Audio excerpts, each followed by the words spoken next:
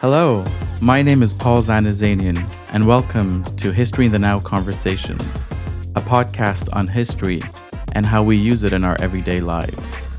History in the Now Conversations explores how we use history to know who we are, to know how to think and feel, and to know how to engage in our daily routines. History in the Now Conversations examines what history is, what it does, and how we can use it or even should use it in our everyday lives. Today's guest is Daniel Weinstock. Daniel is the Katharine A. Pearson Chair in the Faculty of Law and the Department of Philosophy here at McGill University in Montreal, Canada. Prior to this current role, Daniel held several equally fascinating positions: a James McGill Professorship, Director of McGill's Institute for Health and Social Policy, both Tier 1 and Tier 2 Canada Research Chairs, and Founding Director of the Centre de recherche en éthique, Research Center in Ethics at the Université de Montréal. Daniel has a distinguished background in philosophy, with a special focus on political philosophy and ethics, having studied at numerous well-known universities, including McGill, Oxford, Harvard, and Columbia in New York City. Daniel's research interests have spanned broadly across a wide range of topics in contemporary moral and political philosophy. He has examined the just management of ethnocultural and religious diversity in modern liberal democracies. He has looked at state policy with respect to children, families, and educational institutions. His current research interests have to do mainly with the problem of health equity and with issues of justice and inclusion as they arise in the organization of modern cities. The guiding thread has been to connect philosophical and ethical argument with institutional reasoning. There is a firm conviction here that moral and political philosophers have paid insufficient attention to the institutional parameters that both enable and constrain the realization of normative ideals. Daniel, what an interesting trajectory. Welcome, and thank you for joining us today. Thank you very much for having me. I'm so happy that you're here. Many things stand out from this introduction, but what really captures my mind and raises my curiosity are the notions of the modern city, institutions, and the philosopher. Could you please tell us how the three connect and why you find studying their relationship to be motivating? Yeah, sure. When I started my career as a professor at the Université de Montréal over 30 years ago now, I was doing fairly standard work in political philosophy of the kind that, though sort of interesting in many ways, didn't really connect with the ways in which policies and institutions function. And something happened to me very early on in my career, which had a tremendous salutary effect, which was that I was asked out of the blue. I still to this day don't know exactly why I was picked out to do this. I was invited to be part of a commission that was struck by the provincial government here to look at a question which I had actually never really given any thought to, which was how should religion be taught in Quebec public schools, on the assumption that we no longer wanted to teach religion in a confessional way. So religion is an important fact about human societies, but we don't want to continue teaching it in order to make little Catholics or little Protestants or whatever. So should we just get rid of it? Should we teach it in a different way? And the government of the time decided to strike sort of an expert panel. We had a very renowned expert in the sociology of religion, a historian of religion in Quebec, and they felt that they needed a political philosopher / ethicist. And for some reason, again, I have no idea why, they decided to knock on my door, and I accepted. And I remember as we were doing our work and thinking about the orientations that we were going to take, the chair of the committee, who was a very eminent historian, took me aside and said, "You're going to have to write really the normative backbone of this report, the philosophical underpinnings." So it's really important. So I can't remember ever having worked as hard on a piece of writing as the first draft of that paper. And I remember delivering it to the committee. And my chair took me aside and said, "This is great, but it's a great academic paper. It is not a great piece of policy reasoning." And I realized that there are a lot of things that distinguish the two that I hadn't really taken into account to a sufficient degree. One of which is that the conclusions that you arrive in philosophical reasoning have to land in a particular institutional and historical context, and that those two things, which are obviously intertwined, make a difference. You're not starting from a tabula rasa where you say, here's how we should organize society, but rather you're thinking, this is how we should organize things in a society that has thus far done it this way and that wants to take a new orientation, but that has put institutions in place that are not going to be so easily changed. So, for example, how do we teach religion in a non-confessional way in schools that still bear a lot of the marks of their confessional past? So these are different questions from the sort of abstract philosophical question of how should we teach religion if we don't teach it confessionally? And so it's connected me with, and so this followed me through my career, with the need to think about philosophical reasoning as being enmeshed, as being contextualized in a particular place, which involves a particular set of institutions and a particular history. So I haven't brought cities in yet. Cities came to me a little bit more later. And you mentioned in that very generous biographical sketch that you presented that I had been asked when I got to McGill to become the director of something called the Institute for Health and Social Policy.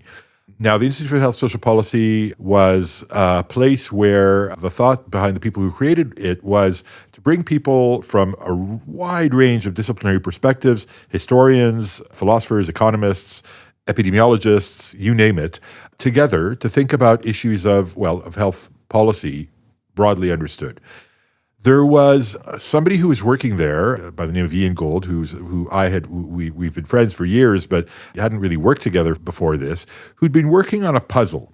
And the puzzle is this: there are certain kinds of mental illnesses that are far more prevalent in urban contexts than they are outside of urban contexts. In particular, things like dissociative disorders, psychosis, schizophrenia are measurably more prevalent in urban contexts than in rural, non-urban contexts. And the question, obviously, is why? And I just became, there hadn't really been any conclusive answer to this in the literature. And I realized two things. I realized, first of all, that this was a really sort of tragic in many ways, but also very juicy kind of issue to sink one's teeth into in a very interdisciplinary kind of way.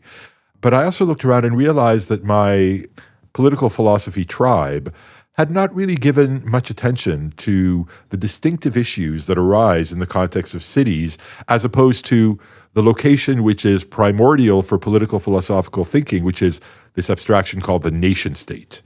And so I decided for both those reasons that I would dig into those. And I've both continued to participate in this project on trying to understand the health aspect of what is it about cities that are toxic for certain people, but also have been thinking about a wide range of other issues that cities raise for political philosophers, to too great a degree unexamined, in my view, until recently.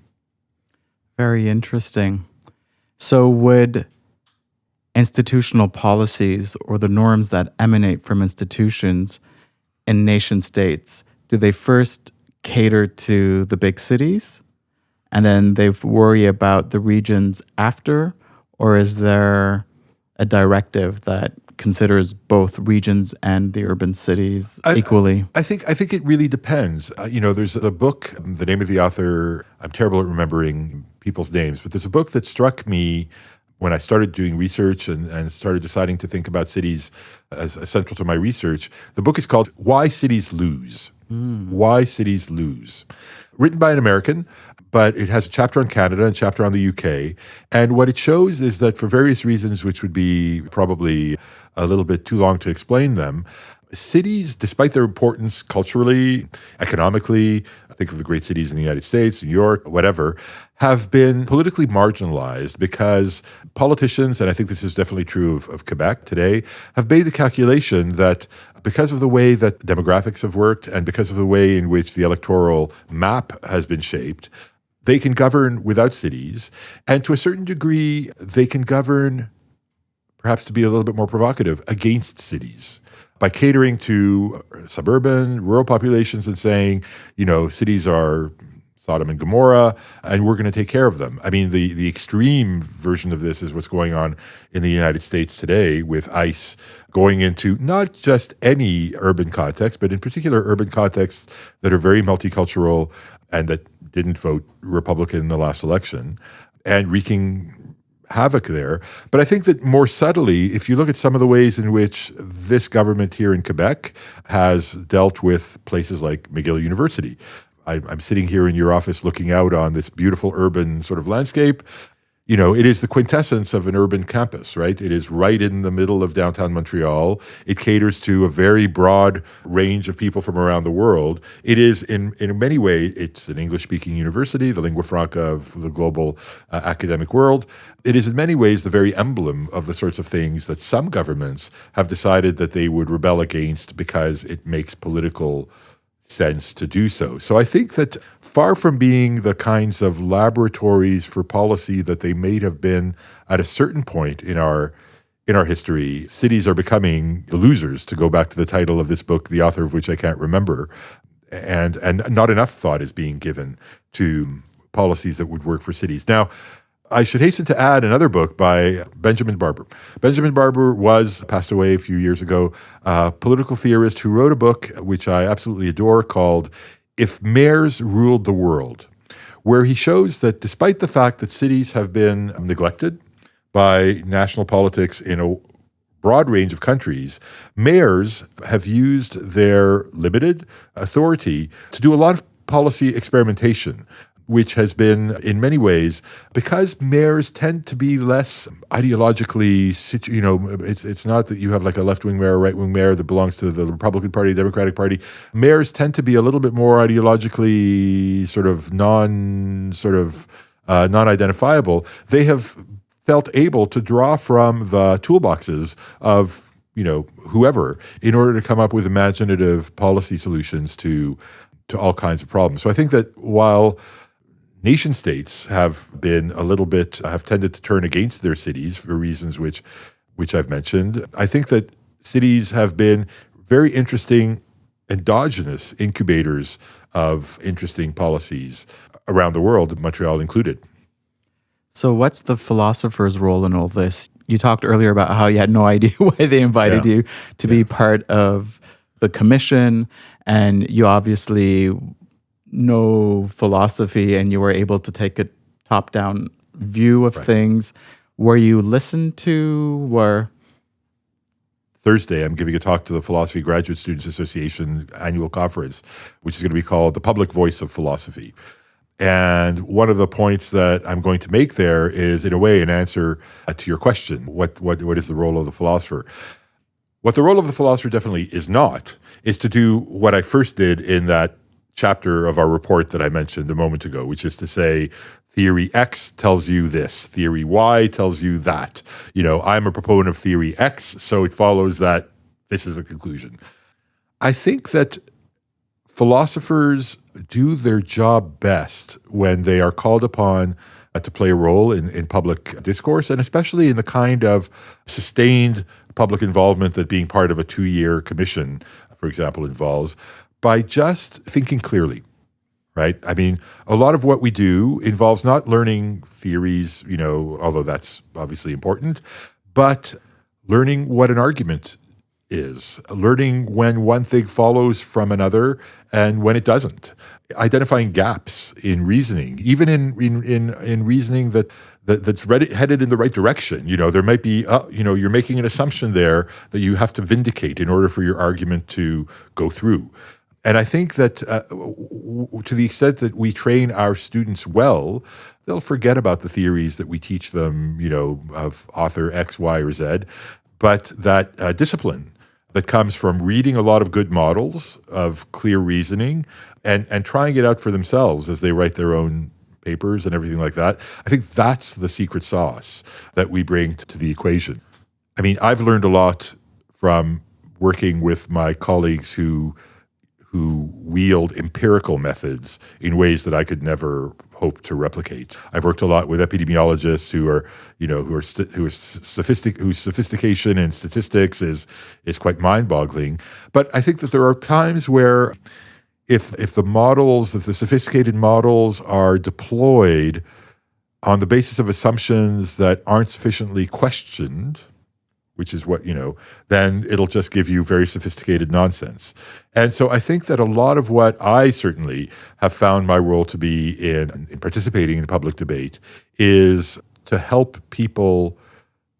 This might be a little bit too modest characterization, but a lot of it, not all of it, but a lot of it is just to help people think more clearly, to be more aware about the presuppositions of some things that they might take for granted, to present arguments clearly, because at the end of the day, that is what will carry conviction, right? Is if you put forward an argument that people can see is coherent and cogent and clear. So I think clear thinking is something that might sound like a modest contribution, but it's terribly important. John Stuart Mill, who was one of my great historical heroes in philosophy, once said in a very sort of self-deprecating way that philosophy was the caretaker of sort of natural sciences, keeping them honest intellectually and stuff like that. And I always thought that there's maybe something to that. We can do more, but we do at least that. That's still a lot. Yeah. What kind of pressures or stress come with that? I don't think that I would have lasted as long as I have in academia if I hadn't been invited to take part in this commission that I mentioned, and having done a decent job at that, been invited to take part in subsequent. I don't think there's a point in my career where I've spent more than 6 months or something like that not having my toes in some public involvement of some kind or other. So I don't think I would have lasted as long in academia if I hadn't had that involvement, because there's something quite paradoxical and maybe would have ended up being perhaps too frustrating to bear, to be working in the area of political philosophy and not having an impact on actual politics, right? So, I mean, a lot of my colleagues who work on historical subjects, they do, study Aristotle or medieval philosophy. The expectation isn't that what you discover about some new manuscript that you find in some archive, in France is going to have an impact on social and political debates. There's something important that philosophers do in just being the custodians of the historical record, and I think that that's terribly important. But for someone like myself who chose to work in moral, political, legal philosophy, to be talking about these things in an ivory tower and not having an impact in public discourse would have at a certain point just felt like too much of a frustration and a contradiction, and I think I probably would have stopped doing it. And so, but I can understand colleagues of mine who choose not to do so, because going back to the question of pressure, there is quite a lot of pressure, and the pressure is of different kinds. We as academics know that a deadline is never really a deadline, right? A deadline is always something to be negotiated, and there are limits to the degree to which you can do that, but we don't work under the kind of time pressure that very often you work under when you agree to be part of a public institution and you promise that the report will be done by such and such a date and such a year. So you have to work to deadline for real in ways that academics perhaps aren't trained to do sufficiently. You also become, going back to this first report, our report recommended putting an end to confessional education, replacing confessional education with a kind of a civic education on religion, teaching religion in a non-confessional way, teaching about the history of religions and things like that. In the context of a province that was still, 1997, 98, 99, quite Catholic, where the Catholic Church had quite a big role, certainly in the organization of education. And all of a sudden, I became a public figure. I was called upon to do a lot of the media stuff that followed when our report was handed down, and the media got a hold of it. I was called upon to do a lot of debating and interviewing. I debated the Archbishop of Quebec on Radio-Canada, which is something that I wasn't trained to do at Oxford when I was doing my PhD. But I found it to be tremendous fun. Okay. Even though, again, there is pressure. When you take a public position and adopt that public position in the media, publicly, there are people who will stop you in the street and tell you how wonderful they think you are, but there are also people who will do very much the opposite. And it takes a certain kind of thick skin to be okay with the kind of negative, attention that will sometimes be generated by taking public positions on television, on a news show that is watched by, sometimes hundreds of thousands of people. Imagine that was in the 90s. That one was in the 90s, the late 90s, but I was part of I was an advisory member of what is known as the Bouchard-Taylor Commission in the mid-2000s, which was probably the most polarizing, but also media sort of frenzy commission that we've ever had here in Quebec. I was also a member of an expert panel of the Royal Society of Canada that looked into the issue before legalization, that looked into the issue of medical assistance in dying, and that produced a report that was cited by the Supreme Court in the landmark decision that put an end to the criminalization of medical assistance in dying.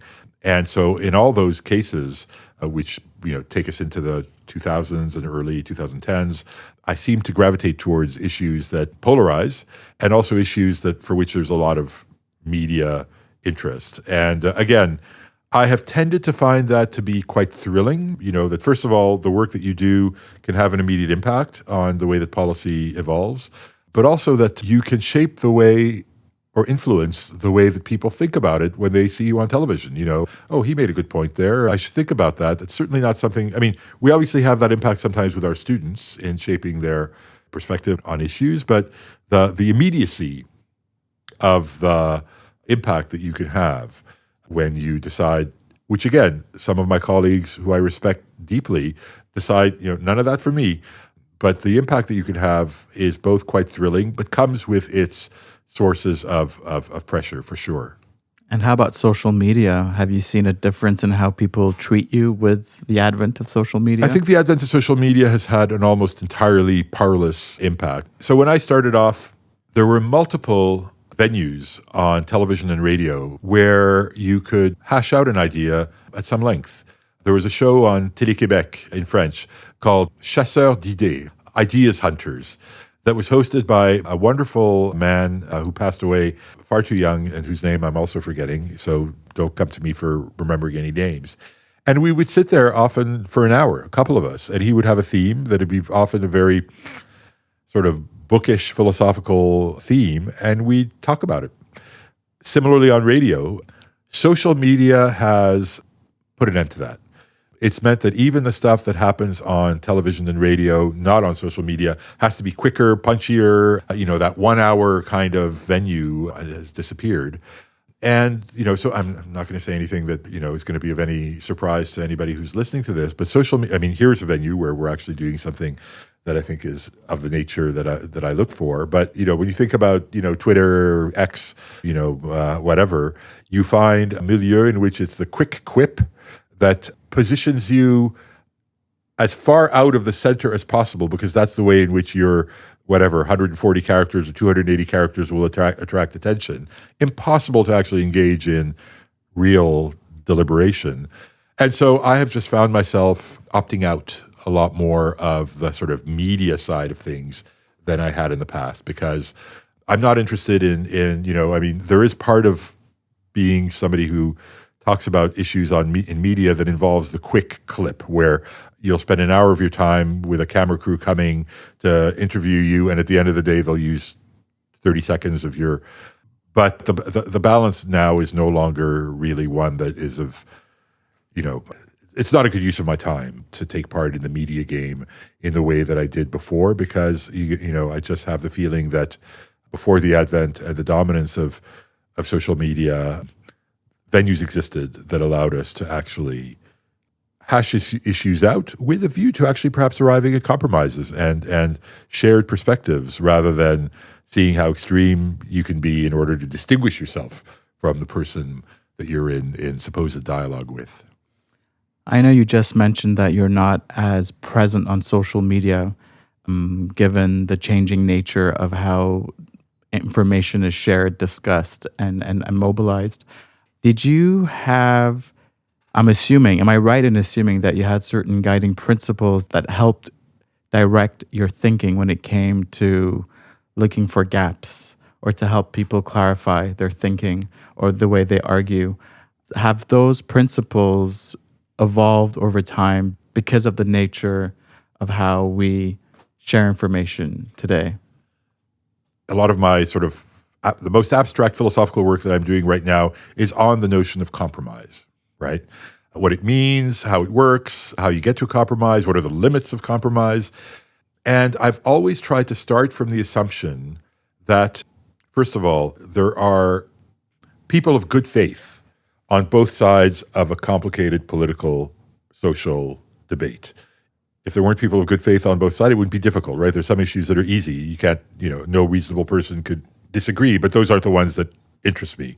So I've always tried to make the assumption that the person, if I'm in a debate or something like that, the person in front of me, whether a real debate in person or in writing, that the people that I'm arguing with are people of good faith and with whom I'm going to have to continue living, right? In other words, if I win the argument, if my party wins the election and, it's my position that is the one that dominates, they're still going to be there. Right. And they're still going to be there, not in a kind of, we're going to have to deal with them in some way, but rather their position doesn't disappear. So I'll give you an example. I was very involved for years on the issue of medical assistance in dying. So before it was legal. And, before we legalized, the debate tended to be, should we have medical assistance in dying, yes or no? And, one of the things that really struck me is that once we decided that the answer to that question in Canada would be yes, that's when the really difficult question started, because it's not just enough to say, yes, we'll have medical assistance in dying, but in what circumstances, right? Is it just for people who are, as the initial law that we had in Canada suggested, whose death was reasonably foreseeable, people in the final stages of cancer or something like that, Could people whose suffering was more extended and not necessarily leading, reasonably soon to death, people who'd be included within the ambit of it? Can medical assistance in dying be something that is considered for people whose illness is merely psychiatric or psychological, mental? Can you, while you're of sound mind and body in your younger years, write an advance directive saying that, if I get to a certain point when I'm 80 or 90, this is when I'd want to be helped to die? So should mature minors be included within the ambit of the law? And on and on and on and on. Now, I have views about all those questions.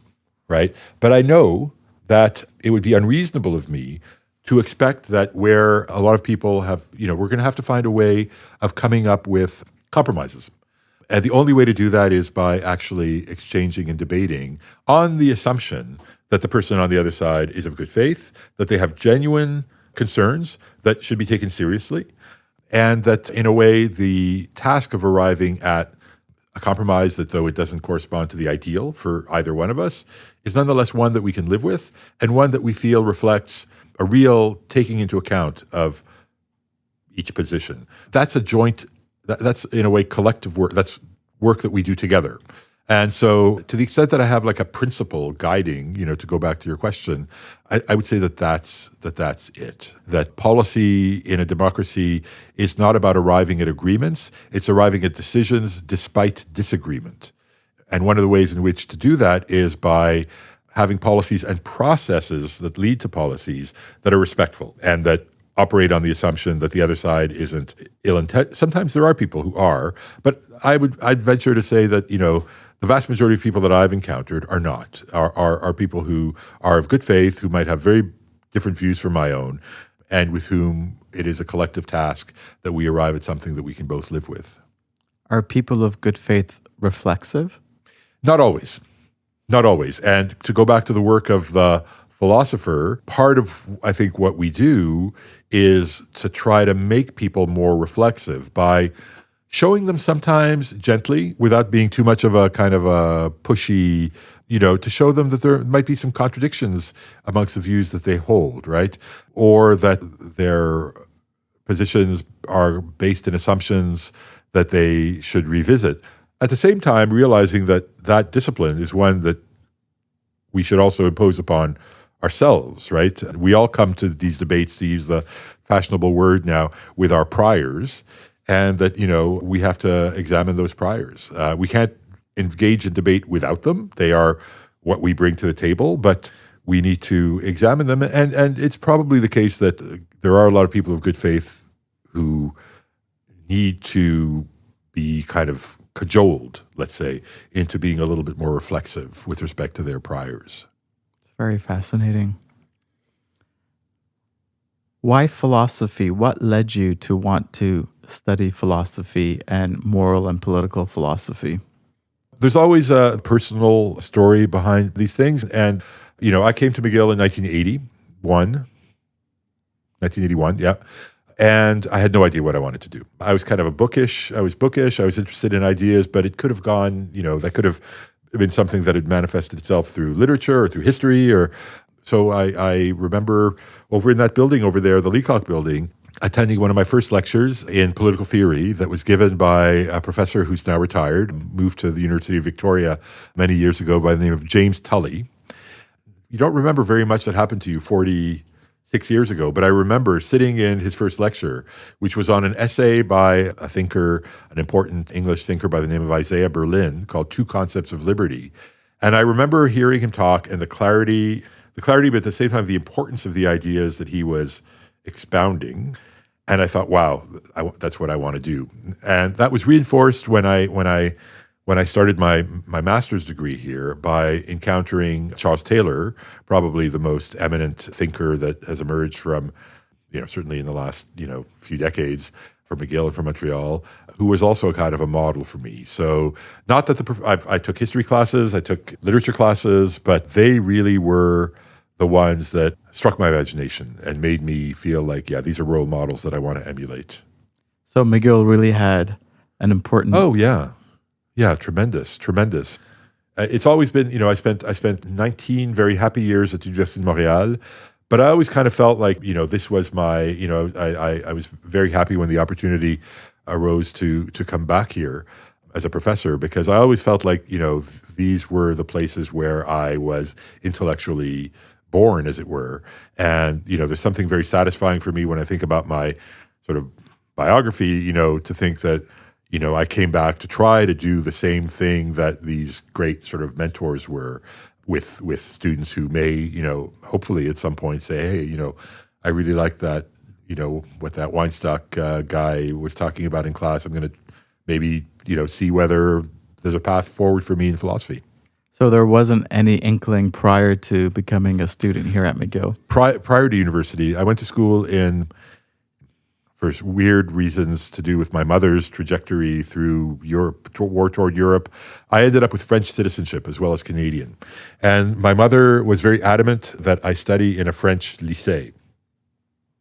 At the time, we're talking about the 1970s, basically, very strict kind of environment where there was a kind of an almost, talking about priors and assumptions, there was a kind of an almost unspoken but very, very hardwired assumption that if you had good grades, then you did serious stuff like sciences, and either sciences that would lead you towards medicine or sciences that would lead you towards engineering or whatever, math. And I had good grades. And so although I had no personal predisposition towards the sciences, either pure or applied, I was more or less, kind of pushed to doing the last years of my education prior to coming to university, doing math and physics and chemistry. And while I knew by the end of the time there that I didn't want to do those, I didn't know exactly what I positively wanted to do. And so coming to McGill was a way of figuring that out. No prior inkling that would have disposed me antecedently to either, it happened that I stumbled into these classes and that there happened to be these people. I'm a very big believer in historical contingency, that things just happen, and sometimes I'm an anti-Hegelian in that sense, that there's no great sort of ruse of history that is working itself out behind our backs, especially in the context of individual lives, stuff happens without any rhyme or reason. And I'm perfectly cognizant of the fact that if I stumbled into another room, maybe I'd be sitting here in front of you or not sitting here in front of you talking about my career as an historian or as a literature professor, but it just happened that these were the people who started planting that seed. So you were never meant to be a philosopher? I don't think, no, I was never meant to be a philosopher, and in a sense, never meant to be an academic either. There's a funny story, I come from a family of people who were, my parents they were both European Jews whose lives were determined in many ways by the war, and though they survived the war, they arrived in Montreal and didn't have a career or an education that, they could pick up and carry forward. I was the first person in my family to come to university. And so the idea of even doing a degree beyond a BA was something that wasn't really part of my environment. I did the BA and then thought, well, the thing you do next is you find a job and you make a living. And it happened that at the time I had a girlfriend who was very much into ideas and into academia, and it was in order to stay in the same kind of environment as her that I decided to carry on with an MA and indeed to do a PhD. Paradoxically, she quit academia and went into, of all things, banking. And when I got to, at a certain point, you realize, hey, wait a minute, this is actually I'm good at this, and this is actually kind of fun. And by the time I got to Oxford, where I did my doctorate, I was fully invested. There was no question that this is what I wanted to do. But the trigger that tipped me over from, finishing my BA and getting a job and making a living to actually thinking I'm going to pursue this was, again, just contingency. I may have, written the civil service exam and become done whatever, and done something completely different. I mean, it's at this point, having been an academic started in 1993, and whatever that is, I'm bad at math, 33 years. It's hard for me to think of that I might have done anything else. But it's easy to slip from that true idea to the idea that, in 1984, when I finished my BA here, that there was only one path open in front of me, and that was to be an academic. That, I think, is certainly false. Okay. So we're going to move to history. Right. And you'll maybe get to talk a little more about contingency. Yeah. So the following questions emerge from this book that I recently published called Historical Consciousness and Practical Life, a Theory and Methodology. And I'm really interested in looking at how non-historians or people in the everyday do history, construct historical knowledge, use history to navigate their changing worlds. So, what's the first idea or image that comes to mind when you think of history? And why do you think that image comes to mind? Right. So this is where the big reveal is going to come. I didn't mention this to you when we were exchanging about doing this interview, but I'm actually married to an historian. Okay. Perfect. Who teaches here at McGill, Elizabeth Elborn, who teaches history of the British Empire. So unsurprisingly, when I think about history, I think the image of Elizabeth comes to mind. But it's also an image of seeing her at work, which is a very different kind of work from my own. I think philosophers, and this might be something that connects, I think I'm generally quite impatient, and I think that there's something about philosophy that is, especially the kind of philosophy that I practice, that is suited to people who are impatient. An academic article in philosophy is something that, probably there's some academic articles that are on my CV where I had an idea walking down the street, and within a week I had a workable draft of a paper and, shopped it around a couple of conferences here and there and then sent it off for publication. Historians are very much not like that. And there's a kind of patience that I've always found unattainable by me and quite remarkable. Elizabeth's books have taken, and not because she's lazy or have taken, years and years and years to write, because there's always another archive to be looked at to see if you've missed something. We were just in Paris over March break, and she was at the archives of the Musée de l'Histoire Naturelle. So it's the vision of the sort of scholar not walking down the street waiting for an idea to hit them from the clear blue sky, but patiently waiting for the archive to speak, right, to her. That it's maybe not so much an image as an idea, though there is an image there of the dusty documents that perhaps nobody never being as excited as the thought that you might be looking at some kind of dusty, objectively boring, summary of a meeting that happened in the 19th century that maybe nobody has looked at since then, and that sort of gives her a thrill that is both admirable, but one that it makes me realize just what a different kind of academic, what a different kind of mind a historian is from the mind of a philosopher. So the first image is the image of your wife working in the archives. Yes, absolutely. Or heading off to the archive. Heading off to the archives. Yeah. But now, what's your earliest memory of your connection to history? So we talked about the Yeah. image, but now the earliest memory of your connection to history. So the earliest memory of my connection to history as a discipline was the way that it was taught. So I mentioned a moment ago that I did my education in a French lycée, where French lycée is they have you for life, as it were. So you start at kindergarten and you go all the way through to. So I didn't go to Cégep here in Quebec. The lycée takes you all the way through to just Prix University. The French baccalaureate is a degree that then makes you eligible to apply to universities.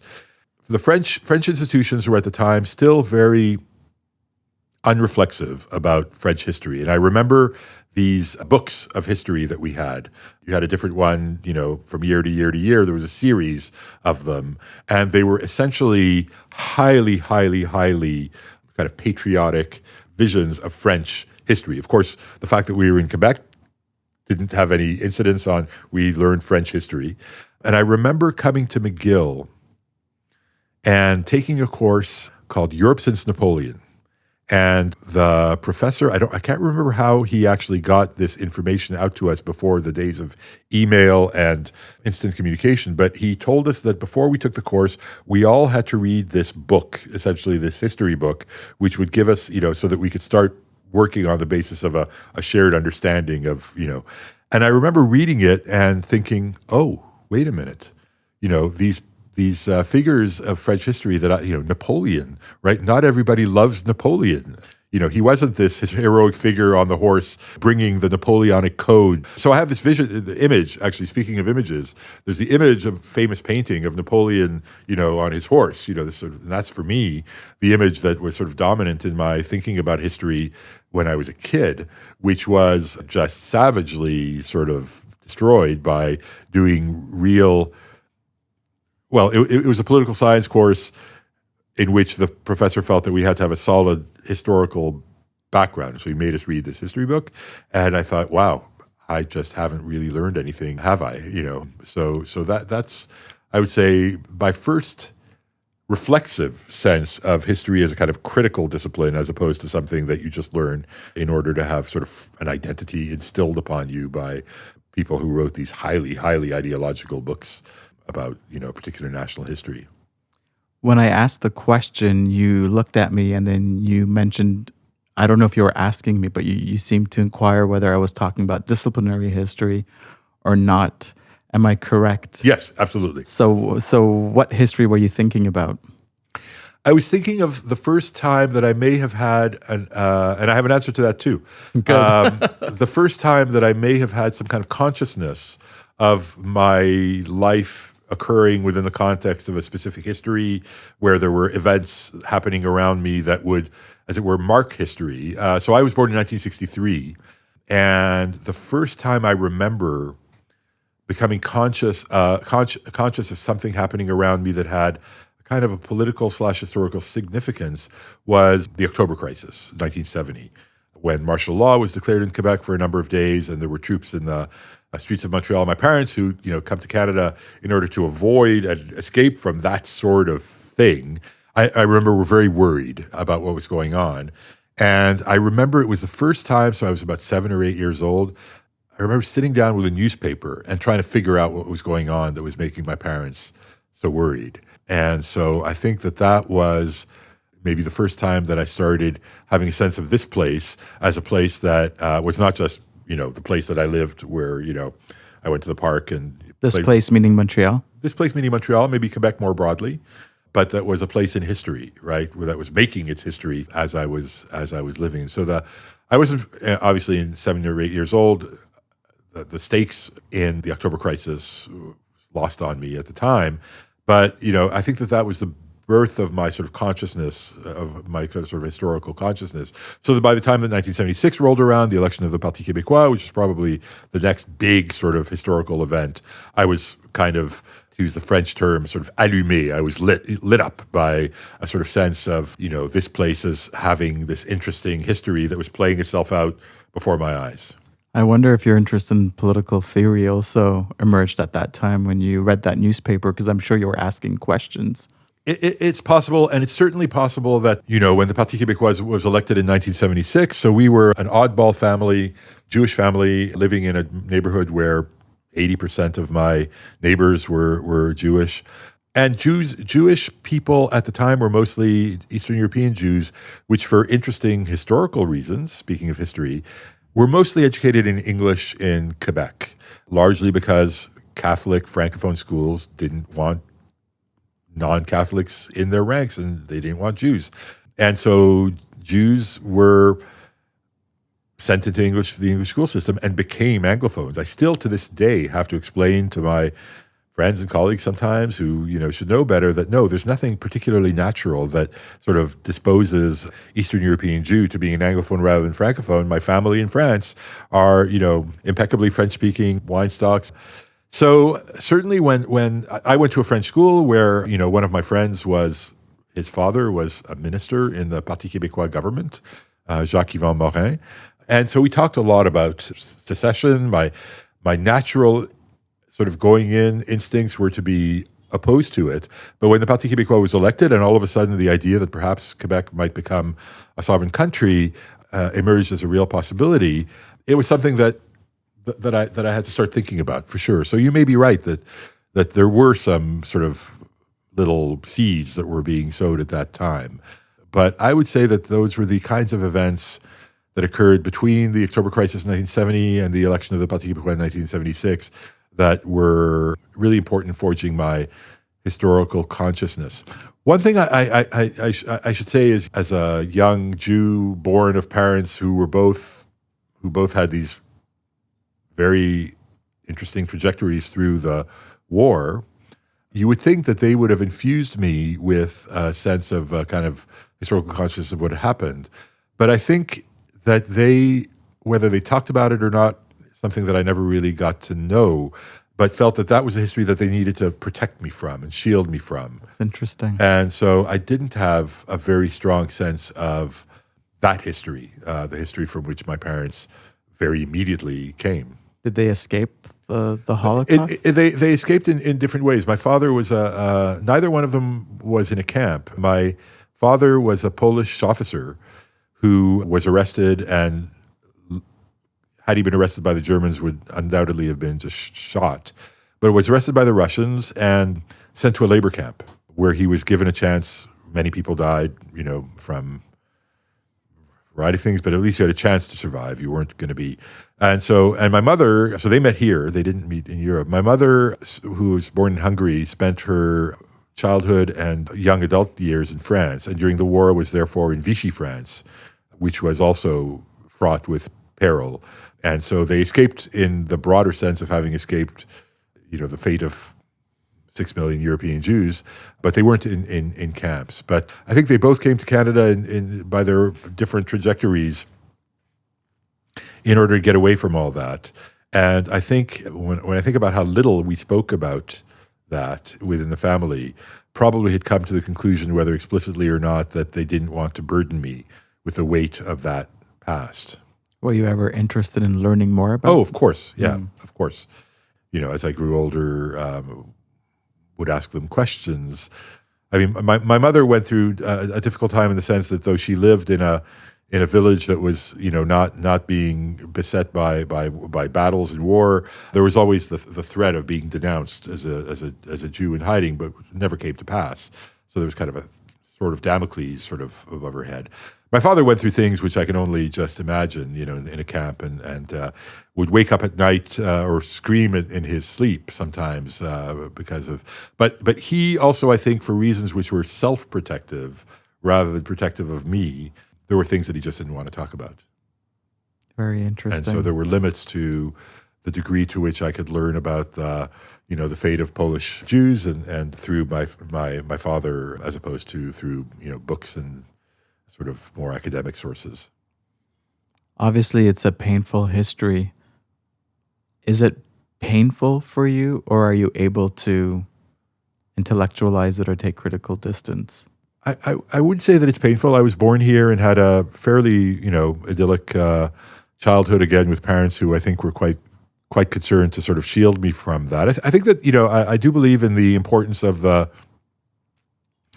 I think that one of the things that the idea of being a member of a diaspora, which has often and still today been the object of hatreds and discrimination, is that it gives you a perspective on society which can never be that of, so one of the things that my earlier work on, ethnocultural diversity and things has really been focused on is on how minorities, religious, linguistic, ethnocultural, what justice requires in the way in which they are integrated into the broader society. So I have a kind of an almost reflex to view whatever issue arises from the point of view of minority rather than majority. Although, I speak fluent English and French, and I'm white, and so, have not personally been subjected to any form of discrimination, although the history of the people that I, identify with have obviously done so. I gravitate naturally towards seeing things from the perspective of, minority groups that are the object of discrimination, be they religious minorities, minorities of sexual orientation or identity, gender identity, et cetera. My first thought is, what does it feel like to walk in their shoes today, given this or that policy? So it has marked me in that way, I think, more than being a source of trauma of any kind. Very interesting. So it helps nourish. I think so. I think it's the moral impetus behind a lot of, especially my earlier work, which had to do a lot with minority rights in liberal democratic societies. Could you please describe a moment in time, an episode in your own life, professional or everyday, where you had to justify the importance of using history for attaining a goal? And what was your justification for using history? I think that one of the ways in which I tried to position myself in my earlier work, and a lot of my earlier work as a public intellectual, has been to try to be an honest broker in Quebec and maybe broader Canada between English and French communities, be it English and French communities locally here in Quebec or even in Montreal, or within Canada, the sort of Anglophone community of the rest of the Rock, as we call it, the rest of Canada. And so one of the things that involves, for example, is explaining to Anglophones sometimes, be it here or outside of Quebec, that some of the laws that are enacted in Quebec, agree with them or disagree with them, are not coming from a place of just rank discriminatory hatred or whatever, but come from a history of the experience of struggling for survival, right? That, you have to understand the place of Quebec in 2026. You have to advert to its history. And that will make you realize that even if you end up disagreeing with some of the things that are done, I don't agree with the restrictions that are placed by this government on religious expression in the public sphere. But for a society whose history has included the episode that, people refer to here as the Great Darkness, la Grande Noirceur, seeing religious symbols in the public sphere for people who can still remember what it was like for their mothers or grandmothers to be watched with attention by the village priest to see if they were, making enough babies, hadn't made enough a baby in the last 18 months, what's going on. I get it. I get where it's coming from. And that allows me to be both able to explain perhaps to people outside, why it is that these policies may be ones that people here view as desirable, even though they're not. They're coming from a historical experience that needs to be understood. And I think that similarly, so that's when I put my Francophone hat on and sort of address myself to the English community. Similarly, I think that I've tried to do something similar with respect to the French community in trying to explain, for example, the reticence that some immigrant groups, for example, to this province may have in buying into, for example, the Sovereignist Project, right? For my parents who were my parents were, I think, fairly forward-looking and thought that it was terribly important that while most Ashkenazi Jews around them were sending their kids to English school, that I'd be fully integrated into the French-speaking community. Nonetheless, for them, having come from war-torn Europe, where nationalism was sort of a blight that needed to be, that had caused untold suffering, the idea that Canada that the people who felt that Canada needed to be broken up was incomprehensible to them. Incomprehensible. Why would this is paradise on earth. They thought, why would you want to mess with this, right? And I think it requires the sensitivity to a certain historical experience that not just my parents but others had, who to say, look, it's not because they're badly disposed towards the French fact in Quebec. I think a lot of immigrants actually want to contribute to, the survival and the thriving of French in Quebec, but not in the form of, sort of buying it or even wanting to consider this as a possibility. So I think on both those sides, depending on which hat I'm wearing, which linguistic hat I'm wearing, I've had to couch people's perspectives in a historical setting in order to make them perhaps not ones that you necessarily want to agree with, but that make them intelligible and understandable, as not morally, corrupt or problematic. Is there an element of compromise there? I think there is an element of compromise. To be sure.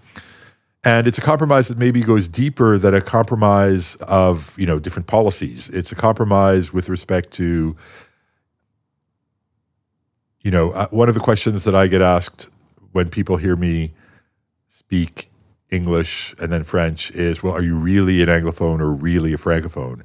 And I refuse to answer that question because, in a way, my own identity is a kind of a fairly deliberately fashioned compromise between the two. My parents, who really wanted me to be, my parents were very much Trudeau, the father, Trudeau, Pierre-Elliott-Trudeau fans. They wanted me to be bilingual. And I remember I was a bookish kid. There was a little local children's library nearby where we lived. And my parents had a rule that, so you were allowed taking 4 books out at a time. This is something that, a memory from when I was really little, it stayed with me.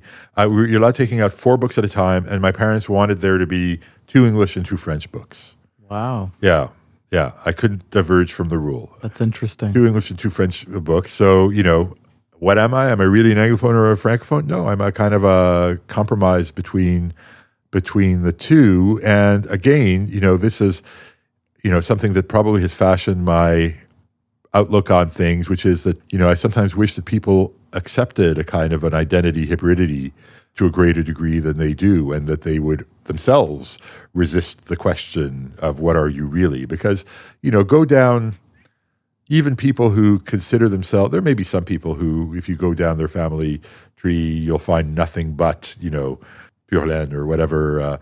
But for most people, there is an element of hybridity that comes out at some point. And, I've always viewed that as a tremendous plus and as something that I couldn't imagine myself denying or wanting to deny, even if it does sometimes involve saying that I'm not completely in this camp or not completely in that camp, and kind of see myself as being someone who thinks that compromise should be brokered between the two.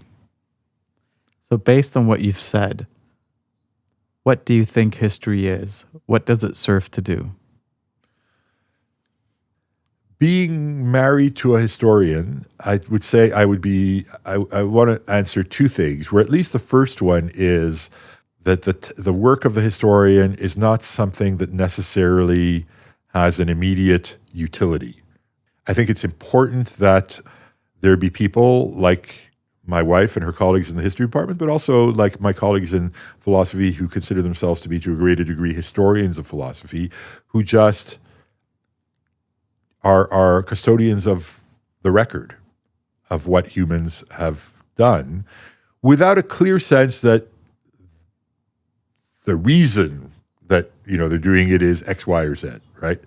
I think there's just an intrinsic importance to our carrying on the task of being custodians of the record and presenters of the record in ways that are readable and intelligible and digestible by people. I think my wife has published her books with university presses. I think that her deepest aspiration is that her work be something that could be understood by any by the reading public more generally.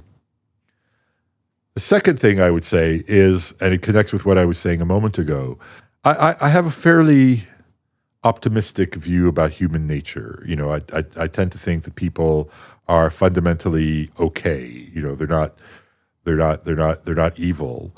and that sometimes understanding ways in which they can be led to doing things that are morally reprehensible without being justified by their history can be, understood better if you place them in a historical context, right? There's a wonderful French saying, which I disagree with profoundly, which is, that tout comprendre, c'est tout justifier. To understand everything is to justify everything. I don't think that that's true. I think that to be able to place the actions of people in a historical context in order to understand them better is not to say, I would have done the same thing, or they were perfectly justified to do what they did. But it is, to put them back into the realm of the human. In other words, I think there's a tendency perhaps to want to take people who have done terrible things and say they have cast themselves out from the human race. I don't have to understand them because they were so evil as to be, non-human. I think that, it's our responsibility to keep them within, the ambit of the human. And part of that is to try to understand how things might have come along that have led people to act in a certain way. Also because I think that we can learn from that ways in which to avoid. I'm saying something which is ultimately quite banal in a pretentious way, which is that if you don't learn from history, you're doomed to repeat it. I think that there's something very true about that, right? Which is that, we make ourselves subject to the same kinds of forces that may lead us to do things that are morally reprehensible if we don't have the kind of reflexivity that historical consciousness necessarily sort of leads us to. So, that's a kind of a two-headed answer to your question. To Janice-faced answer, there's part of history that is just important in and of itself. But I also think that for the work that I do, understanding people's motivations in the particular context that they are in, rather than a kind of abstract way that philosophers have sometimes been excessively drawn towards, is really important to coming up with solutions and with policies that will work and that will reflect people's better angels rather than their worst. Interesting. So the key idea here would be context. Again, with, the idea that context is not dispositive, right? It doesn't do all the work, but to understand, again, to understand Quebec's language laws or, outside of context is just not to understand them. It's just not to understand them. And we can then have a debate, right? Which I have been carrying on with colleagues and with people in policy about, whether, you should extend the language law to CEGEPs rather than having it be limited to elementary and high school. You can have that debate. But if you have that debate in ways that are completely ignorant of the historical context in which they find themselves in, you're really arguing with one arm tied behind your back, because it's just not an abstract debate. It is a debate that is situated in a place and in a time that's just part of what we need to have in our minds, before our minds, when we're having the arguments. If you were to summarize what you just said in one sentence, what would you say history is? History is the water in which the human fish swims, necessarily. Sometimes so much so that we don't see it, but there it is.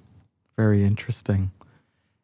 So I have two follow-up questions. Mm-hmm. Is history something that is done at an individual level, or is it something that's more collective in nature or by nature?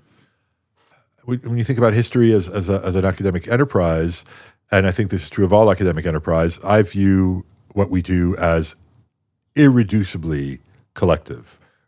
We stand on the shoulders of giants. We're never, ever starting from scratch, right?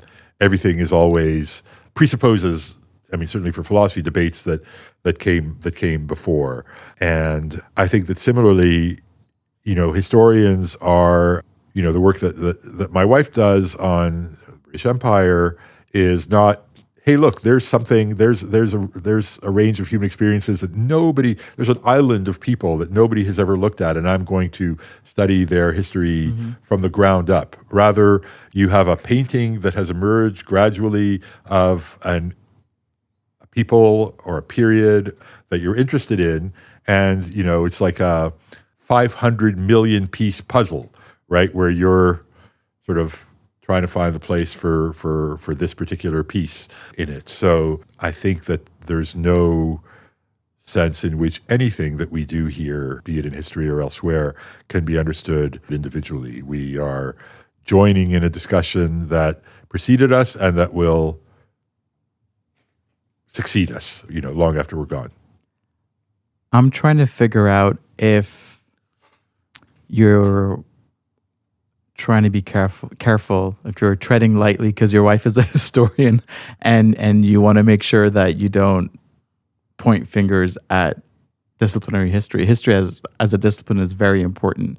But I'm wondering, for you, in order to live your life, is history more of that, of the second definition you gave, where like there's that idea of context and we're like humans in water? And Yeah. That's an interesting question, and I'm thinking about it as I speak, which is always dangerous. So one of the things that's kind of interesting about our relationship, our academic relationship, Elizabeth and I, is that we've been married for 37 years, so we're presumably doing something right, but I don't think we're naturally disposed to. So I find reading academic history, despite everything that I've said, really difficult.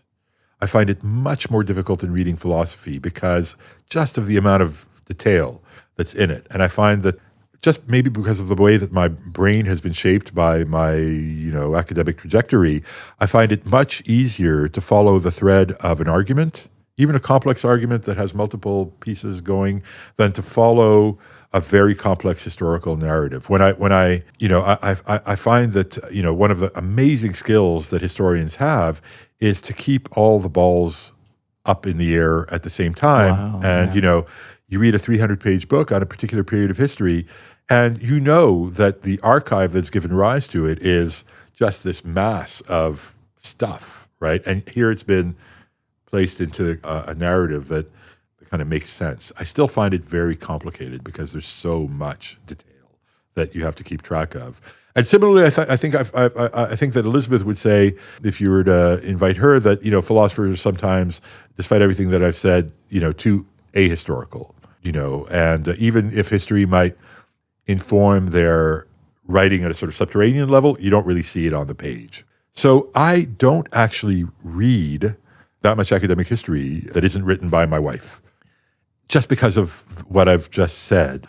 To the extent that I read history about the places that I feel I need to have a better understanding of. So, I've read a lot about the history of this place, of Quebec, and I know what the historical debates are about this. I wish I had the time and the kind of mind that would allow me, as we look at the world around us, so much of the understanding of what's going on in the various crises that we are facing would require much greater grasp of the history than, I probably have the time to. But, I'm modest and I have enough sort of self-knowledge and self-awareness to know that if I were to decide, okay, I'm going to sit down with a big, heavy tome about Ukraine, I would probably not get to the end of it just because of the way that my mind works. And because, my academic work hasn't pushed me to have to think about what's going on in Ukraine to too great a degree. So it's probably true that my actual consumption of history as a activist discipline has been to a greater degree sort of utilitarian rather than, I'll pick up a novel or a book of, sort of popularized philosophy to relax in the evening rather than a book of history, which requires too much mental strain for the reasons that I've pointed out. I appreciate you pointing that out. I think it's really important, like the idea of detail and everything that goes into writing a purely academic history book. So thank you for that. You touched upon it a little bit earlier, but is history a good thing or could it also be a bad thing? Well, philosopher's distinction, anything could be a bad thing if it's put to bad use. I'll answer the question in a very partial way. So there's a debate in political philosophy, a micro debate off in a corner, about whether it's okay to teach patriotic history. right? History, the function of which is to kind of foment a national identity, right? Knowing that nations are fictions that have been created, by, is it okay to write history that is knowingly kind of false with a view to creating national myths, national figures, Abraham Lincoln, George Washington, and the cherry tree or whatever tree it was, the function of which is not to tell you what actually happened in any great detail, but to create a national identity. I was subjected to that kind of history throughout my childhood and adolescence. And so every bone in my body and every kind of cell in my brain rebels against that, because I think that it is healthier national consciousness. I'm not inherently opposed to nations, but I think that it's probably better, all things considered, if people learn warts and all history, right? There are things in our history that deserve to be celebrated. There are also things in our history that are, things that we should know about, but that were awful. So I think but there are people who think there are people who think that nations are important features of the kinds of solidarities that nationalism has allowed for. Benedict Anderson, imagined communities, solidarities with people across vast expanses of time of space that we will never come into contact with is only possible given the idea that we share a national identity, and maybe those things are only possible if we are taught some degree falsehoods about the history with a view to creating identities. I see that argument. I just don't think at the end of the day it leads to anything much good, because it tends to create kind of us and them thinking, the virtuous us and the sort of, and we see that in Quebec a little bit, where I think the victimizer narrative of the English and the French sometimes feeds into some of the more noxious policies that we see here, that, somehow Quebecers are just inherently victims as opposed to ambiguous figures, as all humans are. So can history be bad? Yeah, when it's done in that way. Now, there's a deeper question there, and I know this is something that the historians that I know, and Elizabeth struggles with a lot, which is that all history is to some degree a lie, right? When you have the mass of data that you have to somehow organize into a cogent, 300-page book, because the publisher won't let you go longer. And even if they did, you'd still have to tell a clean story or a cleanish story, whereas history doesn't come, in clean narratives. And I know that historians anguish over the degree to which the construction of historical narratives involves kind of distortions of the truth. And so you might think, well, if you're going to distort the truth anyway, you might as well distort it with a view to creating national identity. I still think that there's something about trying to get it right, despite the inevitability of getting it not quite right, because you have to shape it into a story that people can latch onto, that differs from the sort of deliberate misshaping of history for political ends of this or that kind. That's very fascinating. Thank you for sharing that. So one last question. Sure. I want to ask you about contingency, because you talked about it earlier and you connected it to your own life trajectory and how you came to be a philosopher. And contingency is an important feature of history, be it academic history or be it history that's used in the everyday. Do you have any thoughts you'd like to share about contingency and its relationship to your understanding of history? Yeah. So, I was taught at this university by one of the great thinkers of, the 20th and 21st century, Charles Taylor.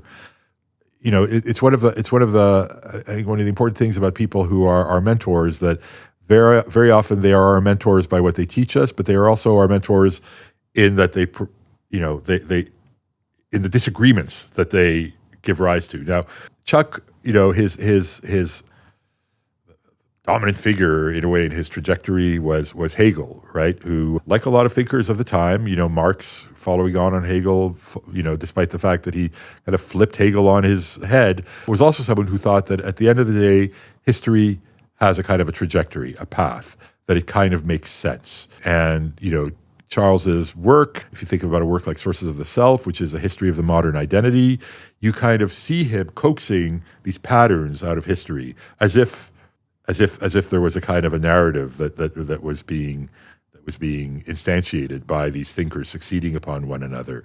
And that is about as far from my own sort of disposition about things as can be. I'm very, very intrigued and taken by that moment where the path not taken, that could have been taken, right? But for ultimately something quite, well, contingent, right?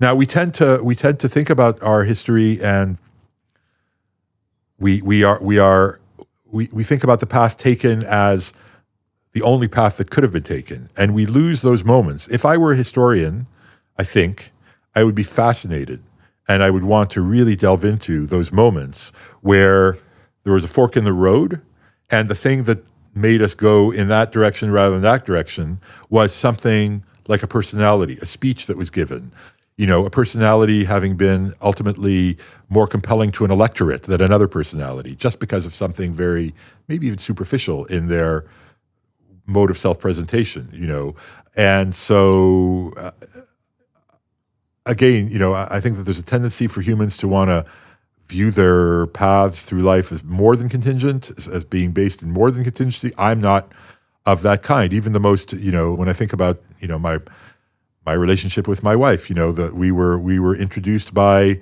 a friend of mine who wanted us to meet because she thought we'd be a good pair. Had she not taken this matchmaking sort of role upon herself, we might never have met, and somebody else would have, and I'd be telling a very different story about my life. And I think that that's also true of societies. So, I read a tremendous amount of fiction.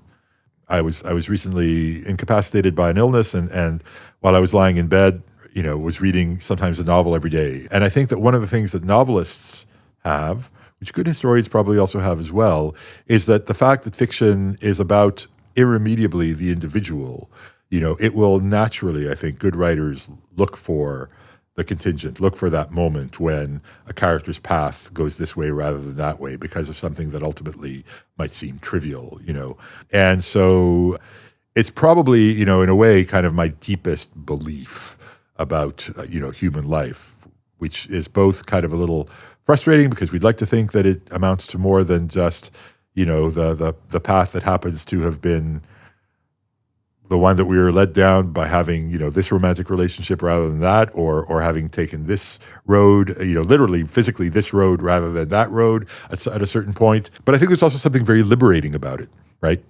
That at the end of the day, there isn't a kind of grand scheme written into the grand Hegelian scheme written into the skies or whatever, but that, we just do our best given the cards that are thrown in front of us. Yeah. Daniel Weinstock, thank you so much. Oh, you're very welcome. It was a great discussion. I really enjoyed it. Thank you.